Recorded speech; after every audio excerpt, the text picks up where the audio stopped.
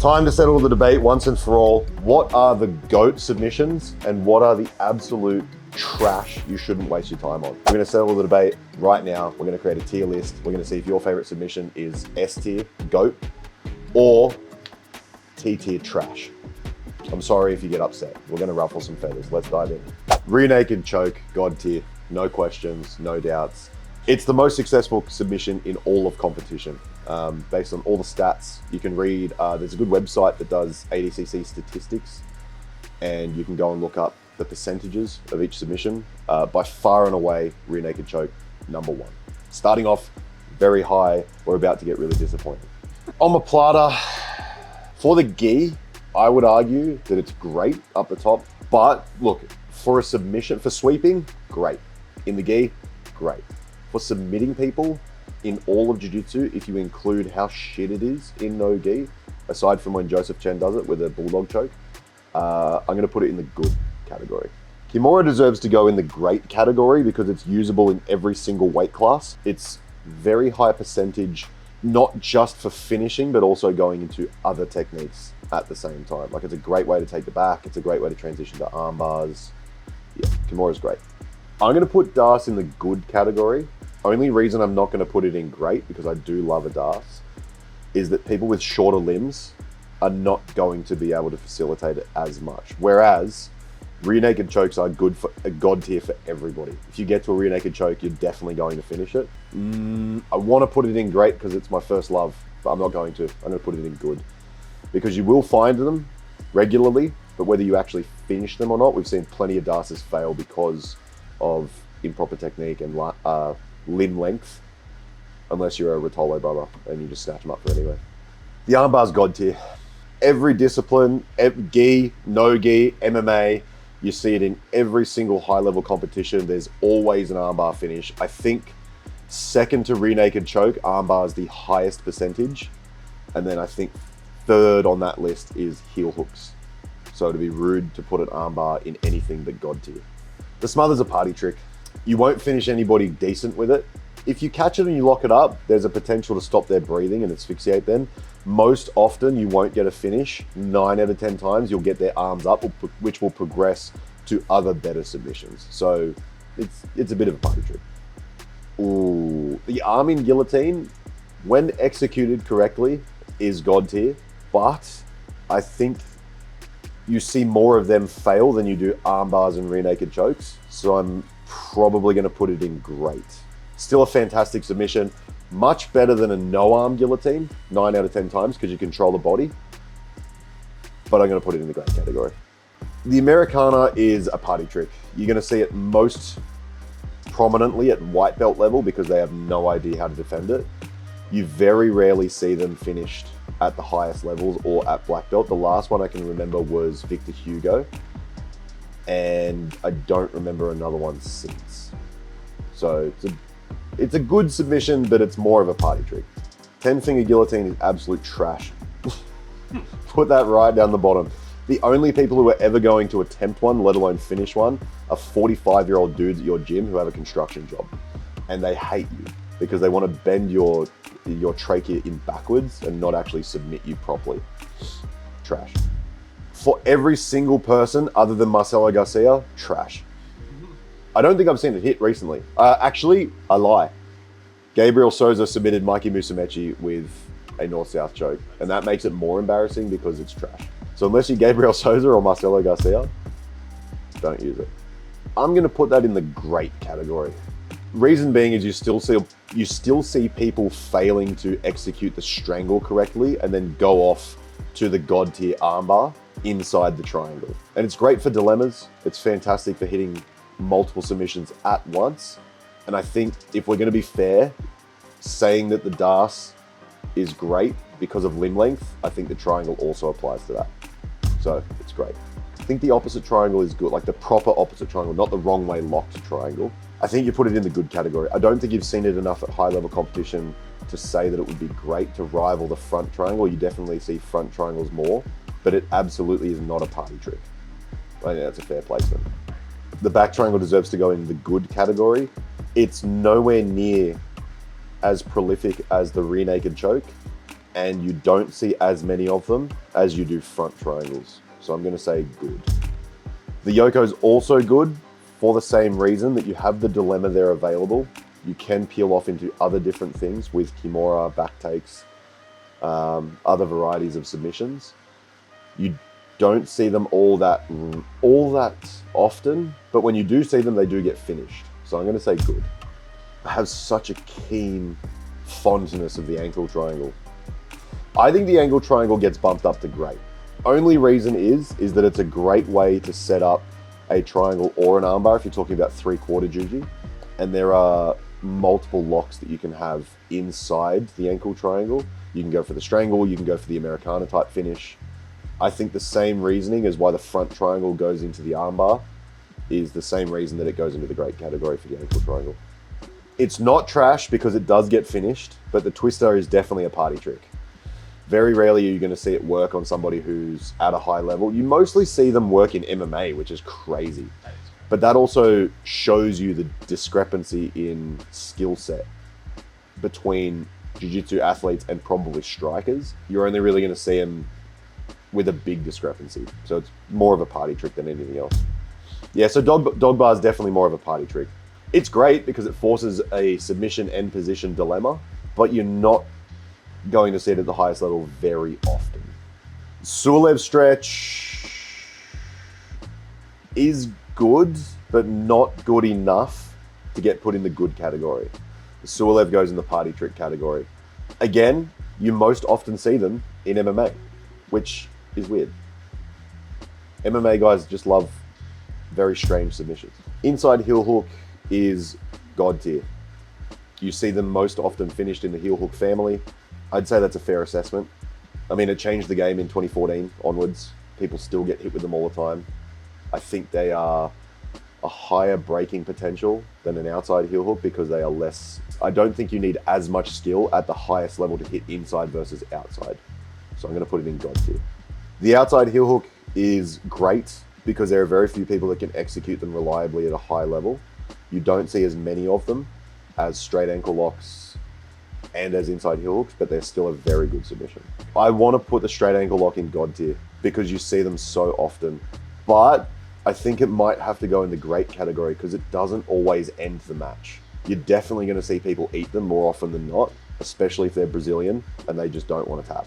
I think more people eat straight footlocks than they do heel hooks. So I think to put it in a fair category, it's probably great. Unless you're going up against Shashinsky and he just rips your foot apart. The Aoki is not, I don't think it's fair to put the Aoki into the straight footlock category in terms of great. I think it's very good, but you don't really see them as much. And I think you're more inclined to go for a straight footlock if you had the option. I'll put it in the good category. Toe holds are good. They just run of the mill if you latch onto one, but it's the same reasoning as to why an ankle lock doesn't finish the match. You can definitely toe hold someone and break their foot and they continue. I don't think it's as much of a catastrophic break as the others. Yeah, the toe hold's definitely good. Not great, certainly not a party trick. So it goes in the good category. The knee bar goes in the same category. The knee bar's good. It won't always finish a match, aka Ruotolo versus Miao, 2019 ADCC. His knee which went like this and he still didn't tap. That's probably a special case. I think most people aren't going to let their knee break. It'll break you catastrophically, but it might not end the match. It's certainly not a party trick, and you don't see as many of them as outside heel hooks and straight ankle locks. So I don't think it's fair to put it in great or put it in good. The Estima lock is a party trick. Most of the time, people aren't silly enough to put their foot in that position when they're playing butterfly half. You will catch some people, but it's more of a gotcha submission than it is something that you set up, unless you're Braulio. Apparently Braulio is just ridiculous. The banana split's trash. Get over it. You probably train at 10th Planet if you're mad about that, but it sucks. Just, I don't have much to say about the banana split. Trash. Because of the difficulty of setting it up and the fact that you have to go through so many procedures, I think the Z-Lock deserves to go in the great category. I think it would be rude to put it with armbar, rear naked. It'll definitely destroy your hip and or your knee. You got to be careful with them. And they are surprisingly difficult to get out of if you don't know what to do. I'm not going to tell you the John Carlo defense though. I'm going to keep that secret. So I'm going to put it in great. The calf slicer is certainly a party trick. If you don't know how to defend a calf slicer, you deserve to get party tricked. Because you just go foot to foot and then extend. Obviously, if the guy's 60 pounds heavier than you, it's going to be difficult, but there are so many better options. Don't calf slicers. You know what? Calf slicers are trash. I'm going to downgrade calf slicers. Not the bear trap calf slicer. I think that is more of a party trick move, but the actual calf slicer is trash. The front facing one where you throw your leg over their knee. The one where you're facing each other. Oh, yeah. Like you sit back on the Irimiyashi one. Yep, that's trash. Yeah, the Philippe Pena one, the one where he puts you into a bear trap. And if you lock their chest to your chest, you can destroy their knee. Will it end the match? No. Will you destroy their knee? Yes. So it's probably more of a party trick. You definitely don't see them often. Not often enough to be good. I have a soft spot for the triangle, but it would be extremely disrespectful to put it in any other category than party trick, because that's all it is. It's just a party trick. It's a really nice defense from if they have no idea how to use outside ashi properly, putting it into immediate offense. And knee barring your training partner across their own forehead is very fun to do. Don't do it all the time, don't abuse it, because then you're a bit of a dickhead, but yeah, it's a party trick. The buggy choke is straight and utter trash. No, it's disrespectful to put it in trash because it has worked. Now that the technology's been updated, the software's been updated, people have realized the futility of the submission. It's not high percentage. It is quite easy to escape if you stack their hips up over their head, if you put in a crossface. If you get caught in one, it's a bit more of a party trick move. And everyone's gonna get mad about that. Everyone's gonna whinge like, oh, J-Rod won trials with it. Yeah, that's great. Who else? High elbow guillotine probably goes in the good category. As far as guillotines go, so the high elbow guillotine is probably somewhere among the bottom of the guillotines. And so it's pretty fair to put it in the good category. It's definitely not a party trick. It will finish people. You can finish them from standing against the cage in MMA. That's pretty cool.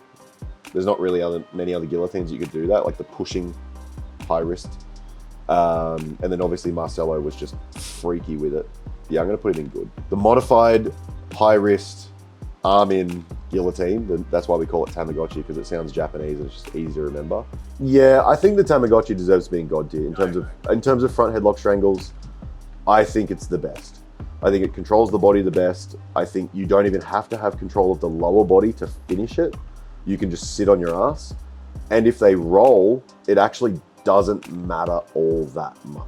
Like if they roll to their back in a high wrist variation, chances are you're going to lose control of their body and not get the proper strangle. But I think Tamagotchi negates all of that. So, God tier. Low elbow guillotine is not as good as the arm in or the Tamagotchi, so I'm going to put it in good. Certainly not a party trick. Definitely will work. Peruvian necktie is straight trash. Fuck the Peruvian necktie. The easiest defense in the world. Just tuck your chin to your chest and 4-point and you're out of there. And then they end up in bottom position. If you fail most other guillotines, you can at least put hooks in, put them in close guard. You could heist. Peruvian necktie negates all of that for a dog shit submission. If we could add another category, I would. Hate Peruvian necktie. Ooh, the Tarico Plata is good. It doesn't deserve to be in the great category. It's right amongst it. It's a fantastic option if you can't get their hands unlocked, but it's definitely not a party trick and it will destroy your shoulder. So I think Tarico Plata lands in the good category. The Barado Plata is a party trick most of the time in no gi. It's much more successful in the gi because of the connection and because of the friction. But Lucas Canard is one of the best that there is, and he still couldn't finish it on old mate from the Italian gym or the Italian team at Aiga, and so it's more of a party trick. Throw lockdown in the bin, throw electric chair in the bin. I think I could find one example of where it was finished in competition. It was Seth Daniels in the gi on a fight to win card. If that's the electric chair's most recent claim to fame, it's not a high one. I think if you're from 10th Planet, you probably really like it, but if you're not from 10th Planet, don't bother. The Teigatami is good, the shotgun armbar. It's very good. It's quite difficult to hit. I think the skill level that you have to pour into getting good at that technique possibly outweighs its effectiveness or the ease of defending it. So I would not put it in the great category. It's definitely somewhere amongst the middle in the good category. Udigatami is also good. I don't think that it's that high percentage. I think you do see them off other submissions, like you saw Manchild get done by Kynan in a triangle. That was just because he defended very strangely to get put in the triangle in the beginning. And you don't really see them all that often. So they're somewhere in the middle. They're good. Yeah, it definitely comes on fast, but the ease of defending it because of the lack of control over the head, I think puts it in the good category.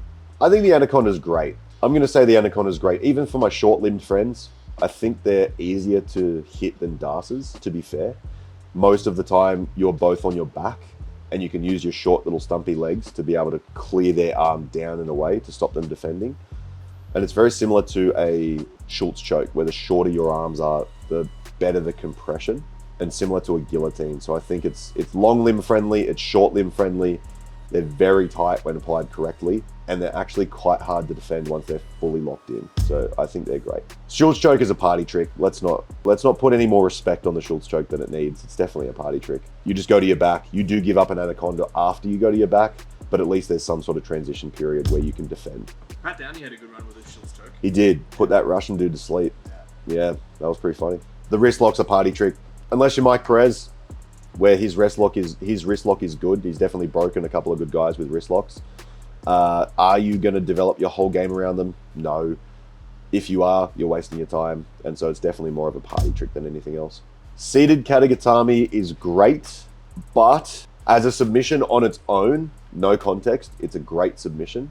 However, if you are trying to put them on instead of using go-behinds to go to the back to get towards rear naked chokes, which is a couple of steps away, but it's a god tier submission, I think you're misplacing your effort. So I'm probably going to put it in a good category because it's not as good as the other arm-in strangles for the most part. It's still very good, but I don't think it deserves to be great. Katagatami from mount is god tier. You see it finished at the very, very highest levels.